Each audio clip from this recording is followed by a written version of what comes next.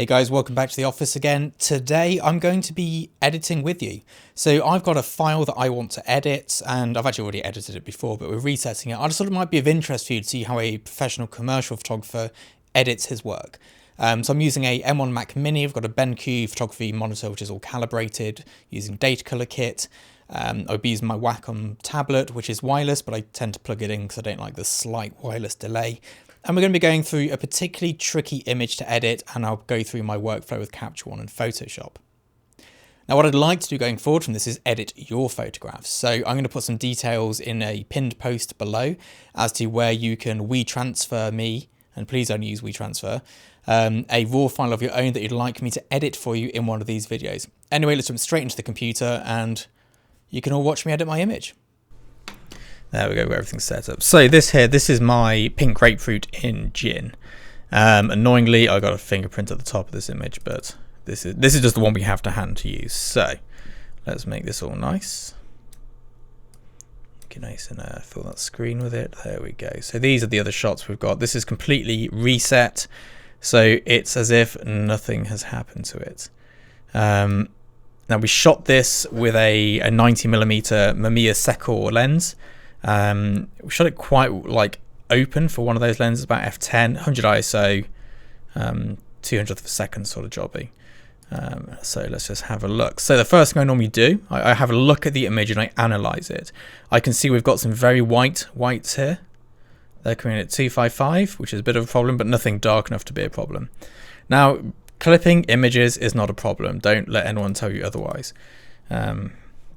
It's all about the aesthetic you're trying to achieve. So first thing I always do is go into my levels, just the RGB levels. I don't tend to mix them up. Now you see, naturally what you want to do is put this point here, but that obviously looks absolutely horrific because it's not that sort of image. So it's all done by eye. So I've got my mouse clicked down on this slider over here, but I'm looking at the image, not the slider and not the histogram, because they will tell us what is correct, but not what will necessarily look best. There we go. Now the white point, this is tricky because look how blown that is. We'll leave that there for now. I'll have a little look at the mid-tones, and again I slide one way, slide the other way. That's bad, so we know that this way is kind of good, and it says find that. There we go, and then we'll go back to the black point.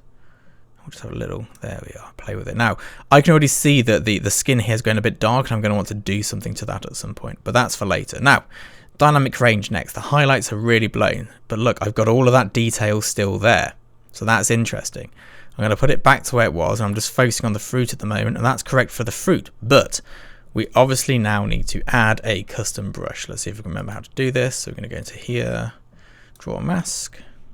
Oh, that's not that key in this one. I've been using so many different bits of software recently that my brain is all over the place.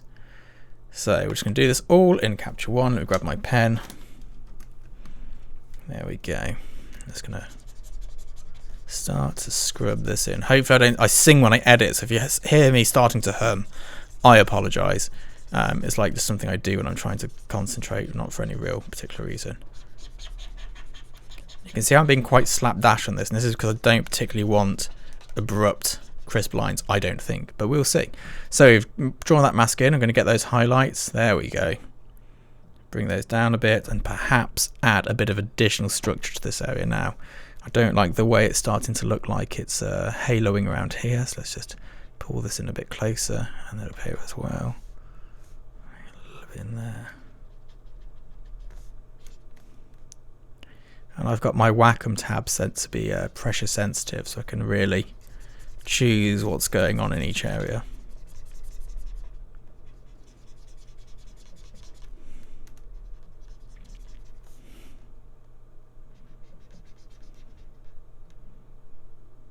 There we go.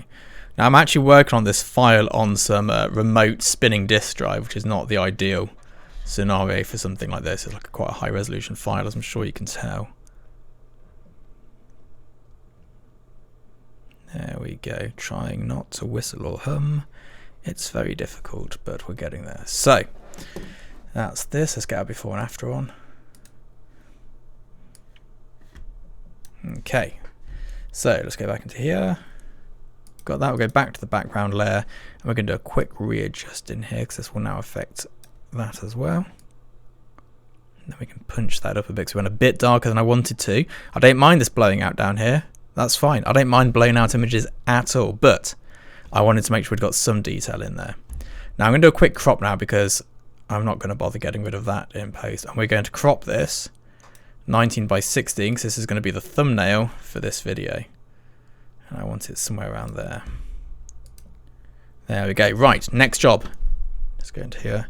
Let's just see if we need any clarity here. Maybe a smidge. Structure. See what I'm doing here? I'm just sliding all the way to 0. It's a bit laggy. There we go. All the way up. That's nice. I like that. Not liking the colors yet, but we'll get there soon. So let's add a new adjustment layer. Adjustment layer. You should really label these. So we'll call this one grapefruit. I'm being lazy and trying to talking and filming at the same time. Very difficult things. We'll call this one whites.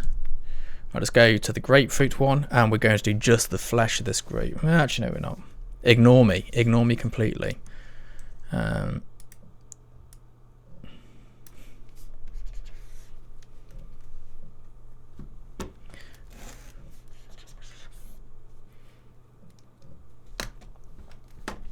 we go. So we get this nice big fleshy bit first.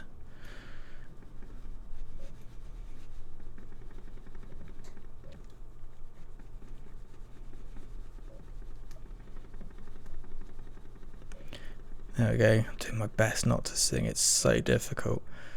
I've also got Natalie and Bruglia torn stuck in my head today, which is the worst earworm, but there we go. And I'm just going over this because I want it to be pretty heavily affected all over. You can change the colour of your masks for when you're doing like this. Here you got like the red on the pink, and it's a bit nightmarish. Whoa, where'd my shot go? There we are. But yeah, let's just get a bit more saturation in that part, bit less clarity in that area too, and perhaps let's see what shadow saving does. Yeah, let's pull that to there. That's good. Okay, and then we're going to come in here. We're going to add another layer. I'll call this one rind, and that is because we're just going to do this nasty dark rind here, which has gone a bit much.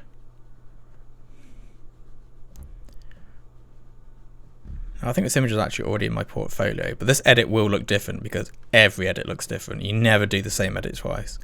And also we often re-edit work to fit in a specific way. So we might find that there's a reason why we just want to go, do you know what, we need it to be much more contrasty for this particular application. There we go, so let's go before and after out again. So that's our before, very flat. So our after, much more punch. Which is kind of what we're going for here.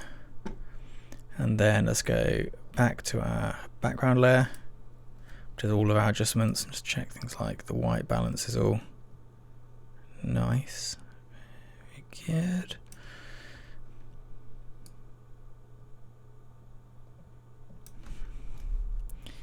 And there we go. So we've done all of that now. We've got all of our exposure and density in the image.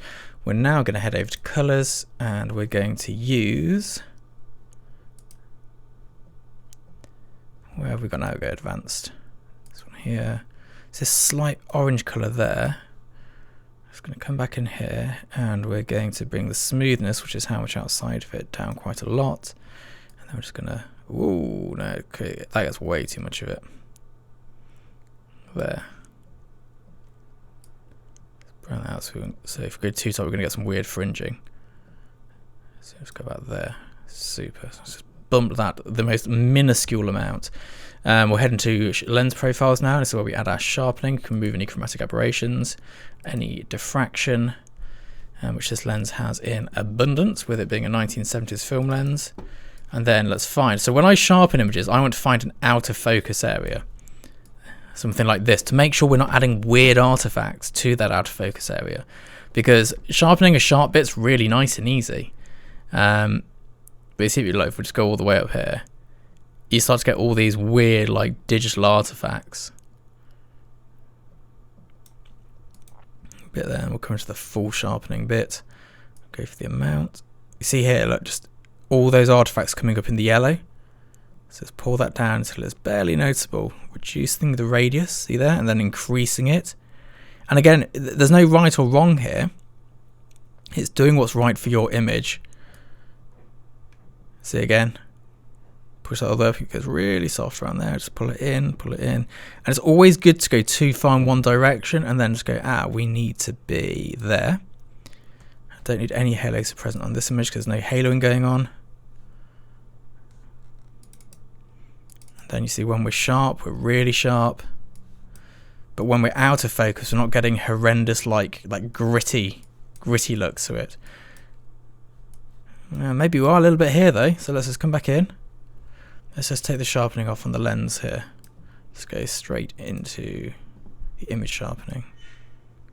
You see that grittiness there is not what we want. We want to sharpen it, but not so much that it's sharpening dull pixels, which is the best way that I can describe it, I guess. Add some soft grain as well, just to help it along a bit. So, this is different because this is not as uniformed. Now we zoom out.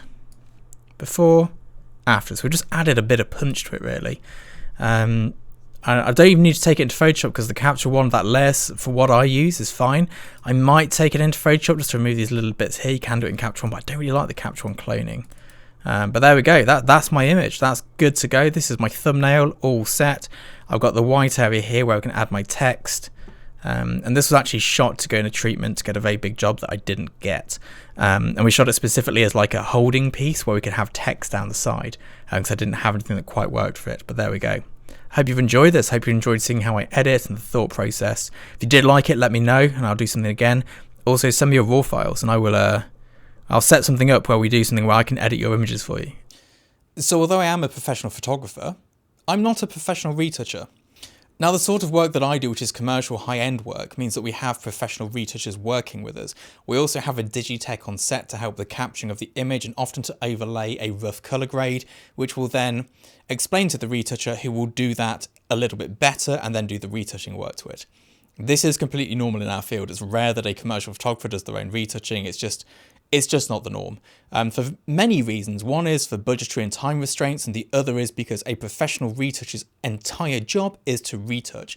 They are just perfect at it, and some of them will just retouch product, some will just retouch liquid, some will just retouch skin. Whatever it may be, that is their job, that is their career. They charge a good amount of money for it because they're very good at what they do, and it makes the world of difference.